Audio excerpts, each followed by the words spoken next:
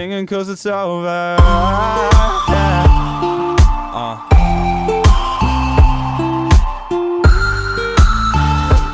Hey guys, this is Editors Depot and you're watching another intro template tutorial. Feel free to pause this video at whatever moment you wish if we're going a little too fast for you. And if you have any questions, leave them down below in the comment section. We always reply to every single comment, and if we're away for a minute, just go ahead and comment down below and there's very friendly people that will help you, guaranteed. It's important to remember that this is a pre-made tutorial that we've carefully selected and approved because we noticed that it works the exact same way. If you have any questions, comments, or it's just not working for you, just leave a comment down below and we'll get back to you, guaranteed. Now this tutorial requires both Adobe After Effects and Cinema 4D. You will absolutely require them. If you do not have them, go ahead and visit EditorsDepot.com. We can do any template customization at very affordable prices. Just feel free to select the template you wish and check out with it and detail everything you want on the template. Now that that's out of the way, all you're going to want to do is open up the Cinema 4D file. So here it is, and we already have it open, so we're going to go ahead and bring it up. And as you can tell, everything is ready to go. All you have to do is replace the text, render, and you're done. Except one little thing, there's sometimes problems that come up with the templates, and I'm going to go ahead and cover them here. Sometimes the audio will be included, and you don't have to worry a bit about that. As you can tell on this template, the audio is included. It's not a problem at all, and sometimes the font is not included. If it's not, all you want to do is of course look for the text layers. They will look a little like this. Select it, and then hit font, and select any font you wish. You can visit DesignerDepot.net for any font you wish.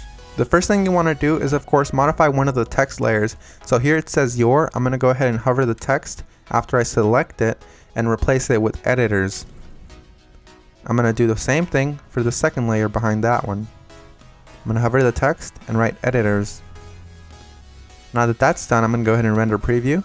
And as you can see, it says editors, everything is 100% fine. You do the exact same thing for the bottom layers. I selected both at the same time. I'm going to replace it with Depot. Once I go ahead and render preview, it looks amazing and I'm happy with it. I'm 100% happy with the colors because it's red and Editors Depot is red. But if you're not happy with the colors, you can simply come down below, double click it, and make any modifications you wish. Whether it's make it green, make it blue, or blend it all together and make a little purple. I'm going to go ahead and keep it this way, and I'm going to go ahead and go to my render settings now. Once you're in the render settings, you're going to want to make sure that your width and height is set to 1920 x 1080 if you have a very good computer or decent computer and you have time. If you have a slow computer and you probably don't have that much time, you make sure you set it 1280 by 720. You want to make sure you tick all frames, and then you go to save. You make sure it has a PNG sequence for a faster render that does not reduce quality at all. And you want to make sure you select file here. Make sure you make a folder for this one render sequence that's alone and empty. Mine is template render, and I'm going to name my every single sequence render. You close that and you begin the render. While it finishes rendering, I'm going to go ahead and open up my Adobe After Effects file and go ahead and get started with that for you guys. As you can see, that says that there's 2 files missing, so I'm going to go ahead and find them for my computer. So I'm going to wait for it to load, and as you can see, it says here that the audio is missing. I'm going to go ahead and double click the file, and I'm going to find it for the computer. It should be included in the template, and if it's not included, we're sorry and we're going to do our best to try to help you, but if it's not, you can go ahead and include any audio you want. As you can see here, it's not included, so I'm going to go ahead and just drag in one of my copyright-free files that I have in my library. You can use the one that we're using for this tutorial. Another really quick tip you can actually follow is just close this, right click the file, and go to rename. You can actually copy the entire name if it still has the original name of the song. Then you go back to YouTube, you paste that there, and you download the file from there. You want to make sure it's copyright free and you're not breaking any laws though.